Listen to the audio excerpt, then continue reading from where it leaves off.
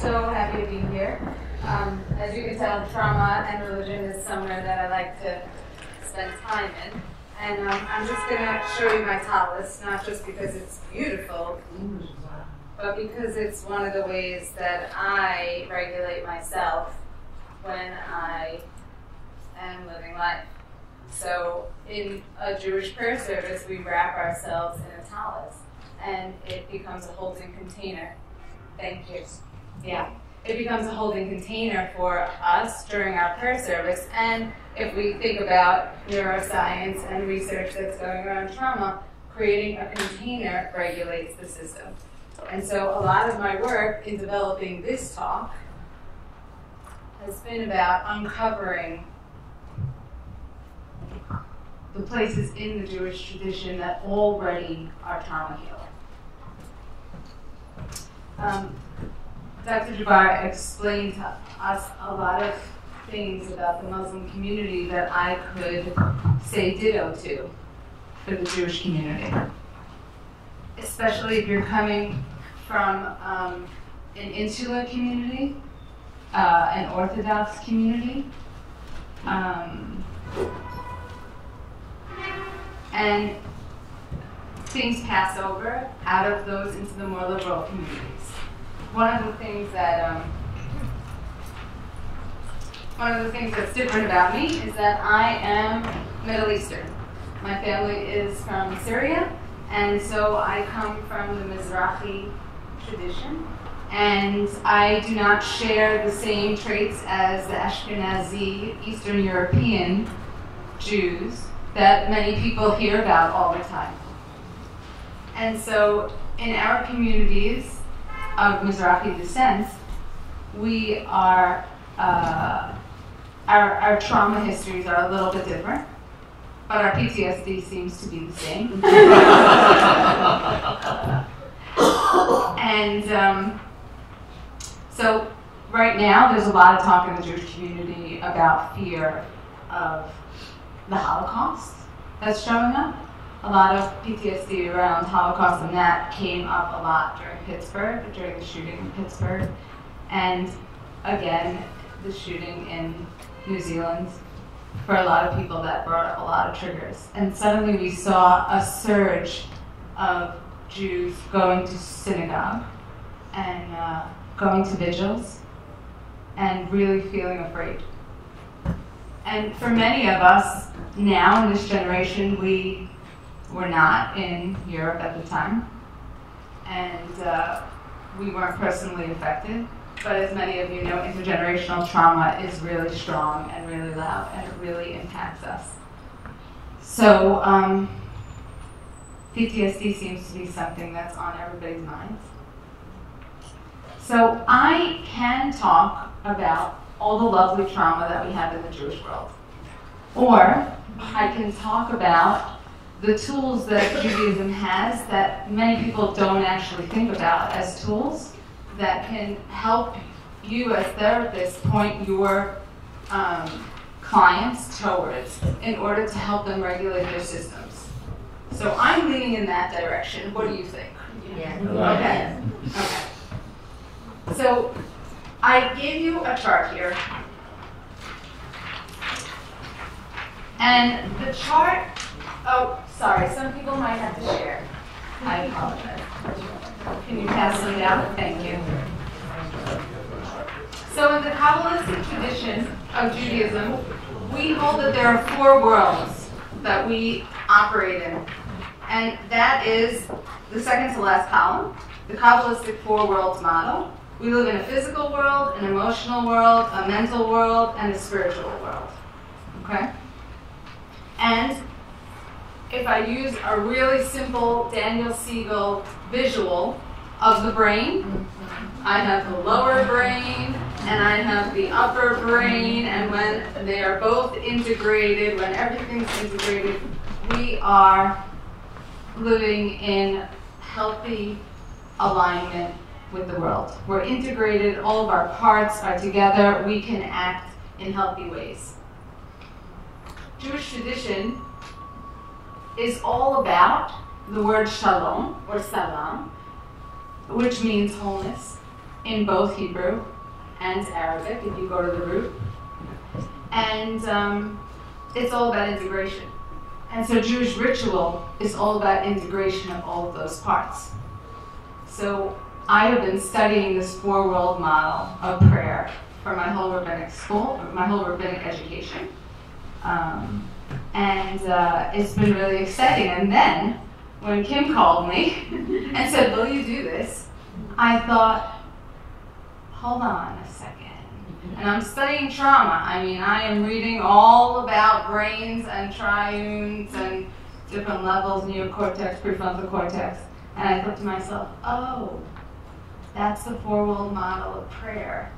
The four-world model of living shows up in our Jewish ritual. And so, can you pass me my water, please? Thank you. This is not part of the lecture. Thank you.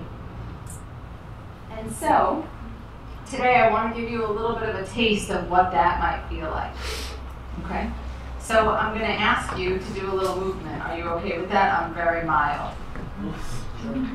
Okay, so if you could put your pages down.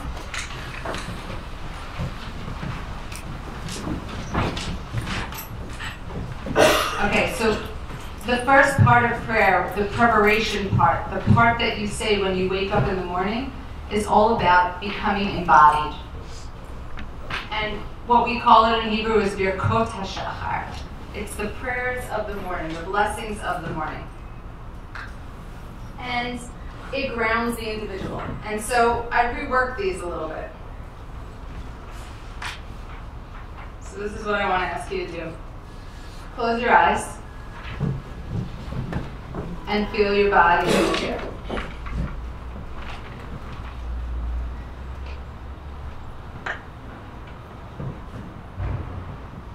And now I invite you to open your eyes and look around you. Notice what's here. And we would say, blessed is the one who opens the eyes. Blessed is the one who opens the eyes. Wow! Great. And the next one is, I'm going to ask you to bend forward at the waist. And now lift up to stand. Blessed is the one who straightens the bed. Blessed is the one who straightens the bed. And now I'm going to ask you to stretch your arms out, up. And say, blessed is the one who frees you from constriction. Blessed is the one who frees you from constriction. And now we're going to sing. Because this is the second part of the prayer. The first part is about grounding your body in the room. And the second part of prayer is a praise for the world. And it enters the emotional state. And singing opens us up to different parts of our body, opens us up to different parts of our mind, brings us into right brain thinking for very simple neurology. And so we're going to sing, and this song is really easy. It goes like this. It's on your paper if you need it. Hallelujah, hallelujah, hallelujah, hallelujah, hallelujah, hallelujah, hallelujah, hallelujah, hallelujah, hallelujah, hallelujah, hallelujah, hallelujah. Hallelujah, hallelujah,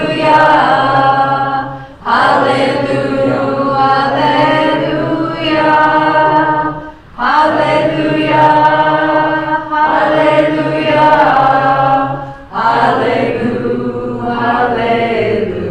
hallelujah.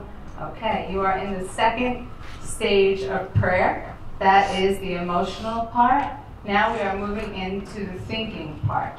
Okay, we are entering your prefrontal cortex. Okay, so I'm going to ask you to sit. So, in the Syrian tradition, or the Mizrahi tradition, when we say the Shema, which is the unification prayer for Jews across the world, we cover our eyes. everybody covers their eyes. But wait a second, I have to show you this special thing that I just figured out, which is so exciting. You take these 2 fingers and you put them here. And you take these 3 fingers and you put them on your 3rd eye. Okay, you got it? Okay, now you're going to close your eyes. And we're going to do a modified Shema together. Okay?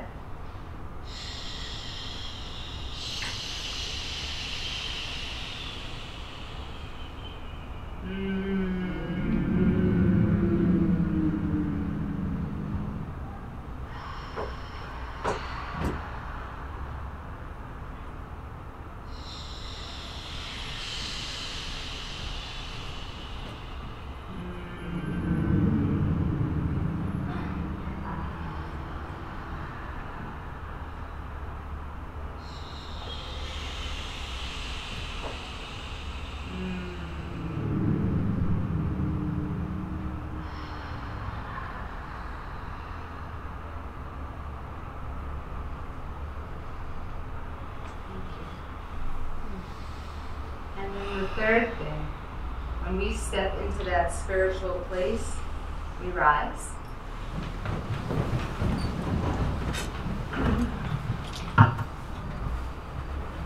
And we shuffle.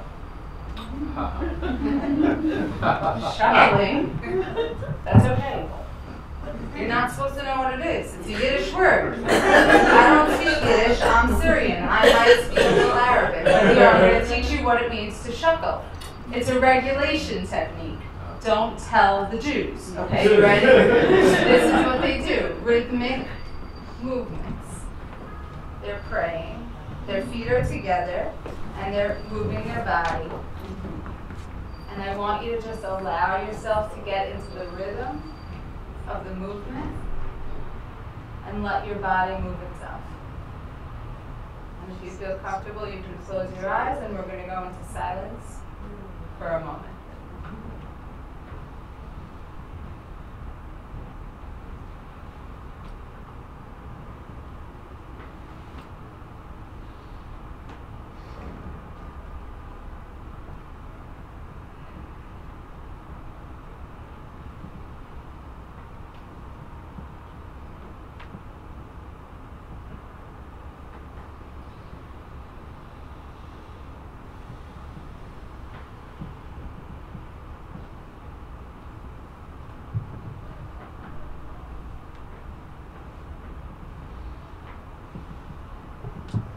When you're ready, you can be seated.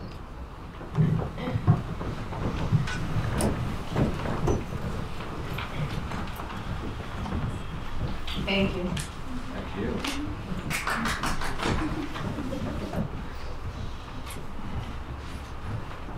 So I want to talk about some of the things that are not commonly known about trauma in the Jewish community.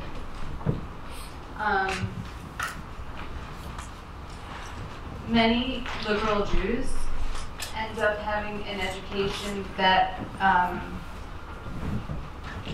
takes them only to their 13th year, and then they are leaving Judaism in many ways, and they don't feel connected to community, and that feels isolating to them. Because ultimately later on they want to come back and they want to be part of community when they have their own children, when there's a death in the family, when there's a crisis.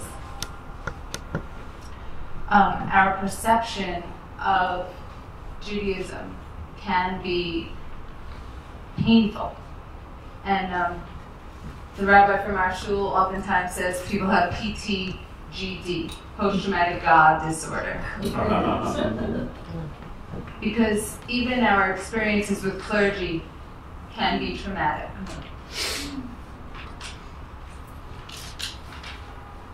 But I want to talk about the more insular communities that we have. Orthodox communities, Mizrahi communities that are more insular but don't call themselves Orthodox. This is something, they might call themselves Orthodox, but they're not actually Orthodox, which is a conversation for another day. But they have very strict rules that they follow, and there are lots of laws about what you're allowed to do and what you're allowed to say. And oftentimes we hear people not talking about their traumas because they might be doing something called speaking lashon hara, which means gossip. Is not really a good phrase for it, but gossiping. And so that's the rule. We don't speak lashon hara, so we don't tell you about the child abuse, and we don't tell you about the wife battering, and we don't tell you about the rabbi or the teacher or the whoever who harmed our children. And we don't talk about our gay child. And this is painful, and there's a lot of secrets. I have a feeling that this happens across the board. But Judaism has halakha, which is the rules, that make things sometimes more difficult to step through. And so it's hard to get people that are living in those insular communities to admit when there's a problem, because there are risks to admitting that there's a problem. Like, for example, your child will not get married if the community finds out that there's mental health issues, or that there's abuse in the family, or there's a gay child. These are concerns. So that's something that you should be sensitive to. The other piece that I think is important is, again, we're so focused on Eastern European Judaism and the Eastern European history, and we don't understand so much the Middle Eastern perspective. And many Middle Eastern Jews do not have a history of Holocaust, but they do have a history of refugee experiences, of leaving their homeland and coming to a new place and feeling the fear of government, feeling the fear of the people around them. And then you have within the Mizrahi community, you have this fear, there's been a lot of oppression from the Eastern European Jewish community towards the Middle Eastern communities. And that oppression has manifested in my community as a superiority complex. So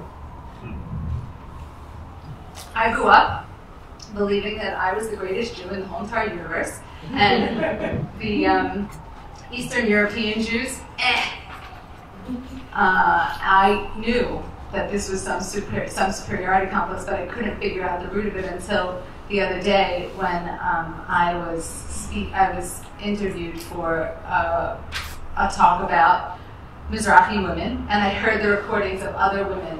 And someone started talking about how when they came to America, they walked into a synagogue of Ashkenazi Jews, of Eastern European Jews, and they looked at them and said, "You're not Jewish."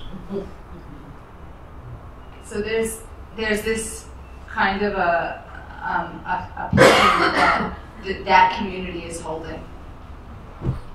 I'm not minimizing the Holocaust pain. It is tremendous, and we have not healed. And we do have tools in our toolbox. We just didn't know that they were tools. And then we have another subset. We have a subset of Jews now that are leaving Orthodoxy and moving into the world, into the secular world in a new way. And these are people that were living in enclaves of the Jewish community and don't speak English and live in America. And they might walk through your doors now. And they do not know how to function in American society, and they have to learn new skills. The Torah, our Bible, many people don't know this because it's been hidden from us, is a book all about trauma. All about trauma. Genesis, Cain and Abel starts the book. Fratricide begins, and it continues through the whole freaking book all the way to the end. They don't kill each other off, but they do sacrifice each other over and over again. And then we have the end story of Genesis, where Judah, one of Jacob's sons,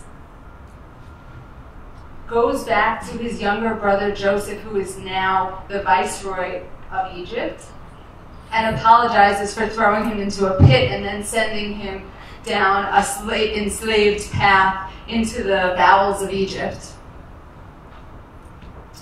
And they have a reconciliation. And the rabbis and I looked at this as, oh wow, the repetition compulsion has ended, and we are free, and we are healed. It's a great story, except it's a complete lie. Because a minute later, Joseph turns around, looks at the Egyptians that he is now in charge of, and enslaves them.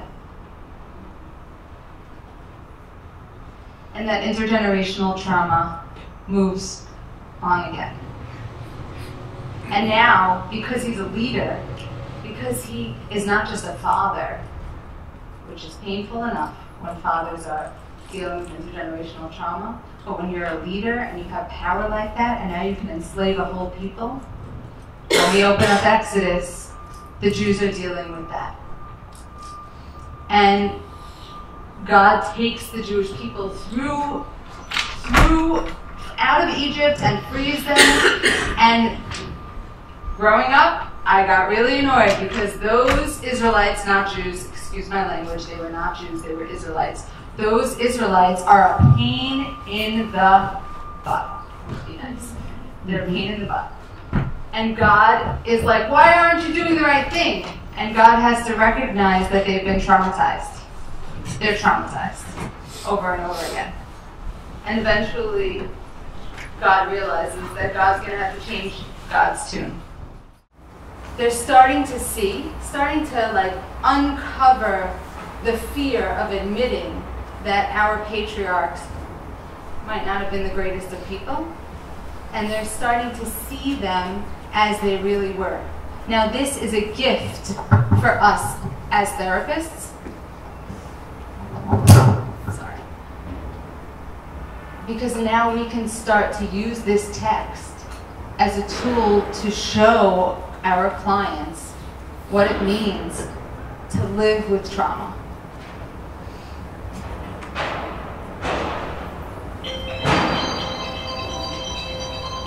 And this idea of moving us into integrated wholeness is something that we see in the tradition. The rabbis didn't know what they were doing. Maybe neuroscientifically they didn't know what they were doing, but they were connected to the earth and to the body in ways that we don't have anymore. And so when I ask you to cover your eyes like this and put your fingers here, if you look at Chinese meridian points and you learn about tapping and you wear tefillin, which is the phylacteries that go around the head in a Jewish morning prayer, then you hit this point back here and you're holding your fingers like this, and that is called the tap pose in tapping, which is a way to regulate the body once again. And when we think about the holiday of Passover, and we think about retelling a traumatic story together in community, we are allowing ourselves to, by the way, the command from the rabbis is, go through this experience as if you are there. Don't imagine it. Don't think about it. This is you leaving Egypt. What an interesting healing modality. I don't actually have to address my trauma directly, but I can address the feeling of oppression. I can address the feelings of biting into that bitter herb on the Passover table and feel tears burn down my face. Because it gives us an opportunity to recognize the oppression that we are experiencing in our own lives. Now let me give you a caveat. This is not common knowledge in the Jewish world. You're not going to go speak to your rabbi and you're going to say, I heard that this is trauma healing. in action. I'm telling you this, I'll tell them, but I'm telling you this because you're the therapist, you're the gateway. When your clients come to you and they are looking for ways to heal their trauma, the idea that they can go to synagogue and engage in body regulation techniques through their prayer is a gift that you guys have that you can share with them now. So this is very exciting for me. Ritual too. Yeah, and ritual too. So I have 5 minutes, so I'm gonna. The Jewish tradition, like the Muslim tradition, we pray not 5 times but 3 times a day, and that is also a regulation tool. Now, I do not pray 3 times a day. I do not do these regulating things. I'm starting to because I'm thinking about it more. But when you are dealing with trauma, having a practice that keeps you, that you feel obligated to, can ground you throughout your day. And then we have the rituals that are embedded into our system. Like the Muslim tradition, we sit Shiva after a death. It's 7 days, not 3 days. The period before the funeral, you're in Onen. You're not a mourner yet. And in that period, the tradition recognizes that a human can't actually be mourning yet and can't actually be obligated in that moment. It's a moment of liminal space where you are getting things together for the funeral. You're making your phone calls, you're making sure that everything's working, you're doing what you have to do, you're preparing for this week where you are just sitting. And so the rabbis recognize the needs of the individual, and we get to honor that. And then we have a week where we just sit, and people come and talk to us about the essence of the person if we're lucky. Sometimes it doesn't happen like that. And there's lots of food, and people bring food. You're not allowed to cook for yourself. You're not allowed to do anything. You're not even allowed to bathe. And then we say Kaddish. And Kaddish is a prayer that's said for 11 months after somebody dies. And it requires the person to come to synagogue and be witnessed by community. And so we have the funeral, then we have the 7-day marker, and then we have the 1-month marker, which is the time where your physicality changes. So for the first 30 days, men don't shave their faces, and so everybody knows that you're in mourning. And so there's constant witnessing happening in community. And then you say Kaddish for 11 months, and again, constant witnessing. 3 times a day you are being held by community. And then Kim so excitedly reminded me of Birkat HaGomel, which is like the most incredible blessing, because you get up on a Saturday morning in front of the whole community and say, I've experienced the trauma, and I've come out the other side. And the community responds in turn with that witnessing. That's for a special trauma prayer when you have experienced a trauma, not part of the mourning Right, not process. part of the mourning process. Right, excuse me. Yeah. And then when somebody falls ill, does anybody know what Jewish communities do around the world when somebody falls ill? Casseroles. Casseroles. Casseroles. Yes, but there's something else too. Misha Berach prayer in community, and oftentimes we read Psalms. So Psalms for many Orthodox communities is a very important part of their Jewish practice, that they're constantly reading Psalms for healing. And the Misha Berach is a prayer that we say every time we come together in community for prayer, for healing, and to let people know who's ill.